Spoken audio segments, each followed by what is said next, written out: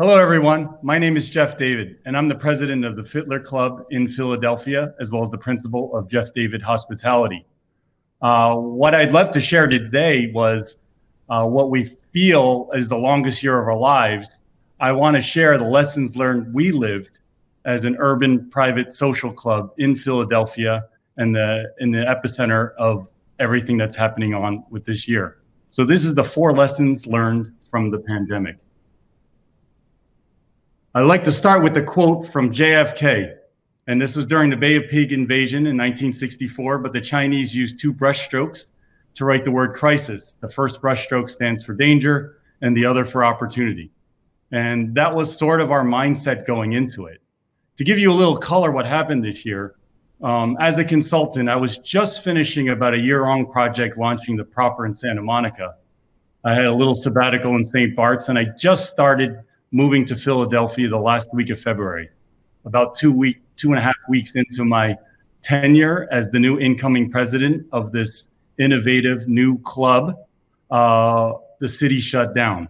So I started late February, and then March 15th, Mayor Kenny announced closure of and the lockdown of the whole city. So we were faced with many challenges from the get-go. So starting with my first lesson, in a time where everything is uncertain, everything important becomes clear. What that means is it really is a gut check with all the distractions going on. What is your primary focus and what is your core value? And our core value was that the Fittler Club, which is a 130,000 square feet campus, that's essentially a combination of Equinox, Soho House, and WeWork all together, and it's an innovation in itself. It was a progressive club that was born of, by, for, and with the city of Philadelphia. We are a sample size of the future of private clubs, and we were closing. What happened, and it was my first big decision, 2.5 weeks as a tenure of a president of this Fittler Club, was we met with the board shortly after the announcement was made that the city is closing down. Within 48 hours, March 17th, we budgeted, agreed upon, and collaborated that we were going to furlough and lay off 90% of our staff, and with about 25 individuals, we were going to figure out feeding the staff and providing their health care. So our first priority was taking care of our family. It was a brand promise when we launched, and it was a brand promise that we promised ourselves that is our primary focus. So for 100 days, we set up a food bank. We sent out online marketplace ordering, a collection agency even delivered to our staff in need, equivalent of almost about $500 a month in groceries in retail. We were stuffing bags, we were sorting bags, so we just made it work, and I kind of had muscle memory of my time in the Caribbean. This is what we do after hurricanes. I've lived through the Northridge quake. I've lived through 2 Category 5 earthquakes. And even on my wedding day, we had a volcano in Montserrat blow up as well. So I think I was born for the role of crisis management, coincidentally and serendipitously. That gets us to the second order. Is our second lesson is, because we are a part of this city and we are what the city is all about, the city of brotherly love. Lesson number 2 is be an upstander, not a bystander. We promised ourselves, promise number 2, we will lead in the rebuilding of Philadelphia. So William Penn, who was a Quaker, really believed in religious freedom. And when he founded this city, it was named Philadelphia from the Greek word philos, which was brother, and adelphios, which is love. So basically the brotherly love was also basically innate in our DNA. Me as an onlooker coming in, quickly just kind of digested that, and we went forward with our commitment to the city. Now, prior to that, now again, none of this was driven by public relations or marketing. None of this was driven to make a pretty message out of crisis. This was our ethos. In our first year open in 2019, we've donated over $1.1 million of in-kind donations, energies, and sponsorships, from everything from Girl Scout cookies to anti-defamation to embracing local arts to education of underprivileged youth. We were basically there for our city. Again, to be philosophical, I had two words in my mind, and was basically the word altruism, which means the practice of selflessness and concern for others, as well as leadership, which is, the action of leading a group of people. Since we wanted to lead the rebuilding, everyone was trying to survive.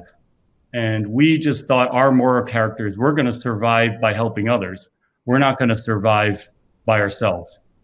So we just understood that beyond our walls was still our club. Our club is the culture of our members. 80% of them stayed with us. And I'll give you two great case studies where there's a win-win-win out of all this. The first case study is Philadelphia Youth Basketball. It's a nonprofit organization, and basically for about $88 a week, for 40 hours, the underprivileged youth, with the average median income of under $30,000 a year for the family, has an opportunity to have breakfast, lunch, empowerment, education, mentorship, and basketball.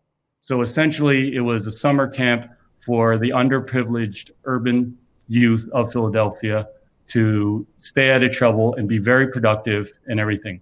Now, they were living under the generosity of campuses like Drexel and Penn, and when the campuses closed, they were displaced. So what you see in the picture is this vast hall called the Armory that was founded by this used to be a horse stable before they invented Hummers and tanks. And this is where even George Washington, this is one of the oldest buildings in Philadelphia, galvanized troops and basically had a battalion running out of Philadelphia. We power washed the Armory four days in a row. We set up things, we worked with them, they're connected to our club. And the irony of all this is those Hummers that you see in the background were 2 weeks prior keeping the city safe during the civil unrest after George Floyd. So not only did you have this pandemic and virus, we were also a hotbed for civil unrest and eventually hotbed for the election. So Philadelphia, once again, was in the news cycle. This is a true win-win-win because this Armory had a connotation of just military, and now it was serving underprivileged youth, and as well as we sponsored it by our highest level of protocols of deep cleaning, temperature checks, and everything we do with our members, we were doing with the children, so that it was a safe zone for the youth. That was a win-win-win, and that was just partnership and collaboration, innovation, and creativity. Similar to that, Dine for a Cause. Philly is known for its culinary cuisine. In fact, Philly is so proud of their cuisine. A lot of celebrity chefs have a hard time getting into Philly because Philly promotes their homegrown chefs. And I think it's a fascinating phenomenon. With that, there was so much collateral damage. So basically we just saw one by one restaurants tapping out because they couldn't pay rent and they couldn't provide any livelihood for their families because of the pandemic. We decided to invest a lot of money and transform some of our blank space into a garden, which we called the garden. And not only that, we weren't there to recoup our revenues. We were there to donate our space and have pop-up restaurants for chefs that lost their restaurant but still had a following. So for Dining with a Cause, we paired with another nonprofit called Fishadelphia that is sustainable fisheries. And basically with this Pan-Asian cuisine, we educated all the members on sustainable eating, which means head to tail. Nothing's thrown away and you eat what you catch. So we weren't going for ahi tuna or anything like that. Whatever we caught, we cooked and we ate it from head to tail. And that'll serve forward in a few slides after this when you frugal times is frugal measures. And it's one attribute we learned from tough times. So that was also a win-win-win for us. Third lesson, depression era values can build a strong culture. And I should say, can really build a culture that you actually repivot and change your sales, and your whole business model changes around these tough times. Philadelphia is known for the underdog. It's known for Rocky. It's known for grit. It's known for perseverance. So let me identify 3 of the depression era values that happen, whether you're an immigrant, an underdog, or just someone from the urban landscape of Philadelphia. This is the ethos of our city. Frugality. If you don't have filet mignon, take whatever steak you have, shave it up, fry it up, and have a cheesesteak. We negotiated our forbearance and our rent with our landlord. We talked to every one of our wedding and bar mitzvah clients on trying to retain their deposit for rain checks. We did one by one with each vendor, and we had a partnership and reach out so that we all were in it together as far as trying to stay afloat and keep our costs in line. Flexibility. And I'm a Patriot fan because I live in Cape Cod, but no better reason for flexibility is a couple years ago, the Eagles went to the Super Bowl with a backup quarterback. They had a star quarterback, and he was injured, and they were going to face the mighty Tom Brady, who threw 500 yards that day, and they won the victory of the Super Bowl because of the flexibility that their world wasn't over when their star quarterback went down. But what we did in our time is we zigged and zagged. We made decisions not weekly, but almost hourly around the news cycle, around the civil unrest, around the closures, the curfews, the spikes. We had to communicate, we had to collaborate, and we had to do it very quickly. And then we had to evangelize what we were doing, to our members and our staff. And lastly, you can't have Philadelphia without Rocky. And the persistence that we did is we did not let low business levels affect our mentality. We wanted to be warriors. We didn't want to be worriers. I think the definition of all entrepreneurs is fail, fail, fail, and then succeed. And the definition of winning is just getting up one more time than falling down. So what better epitome of that is Rocky? And that's what we did. Is we're going to get knocked down, and all we had to do is get up one more time than getting knocked down. That gets us to our fourth and probably our most important, most relevant to this audience, is basically our mentality. I'm going to refer to you, and I've posted this on my LinkedIn, the Stockdale paragraph. Admiral James Stockdale was a prisoner of war for 7.5 years, and he has a whole chapter in the famous book, Good to Great, about what that meant. How did you survive being a prisoner of war for 7.5 years?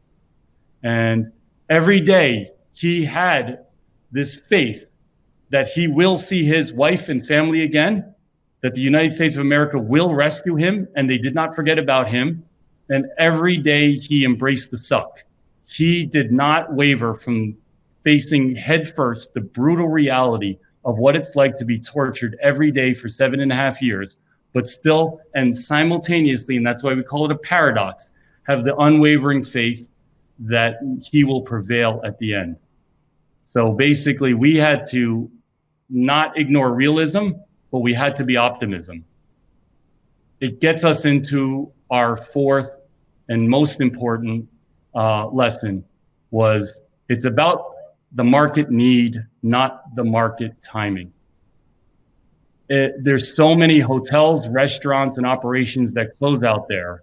And the power of knowing that there's a need for us now more than ever helps us negotiate more, whether it's bridge loans or rent forbearance or deposit schedules. We needed to work with everyone to survive.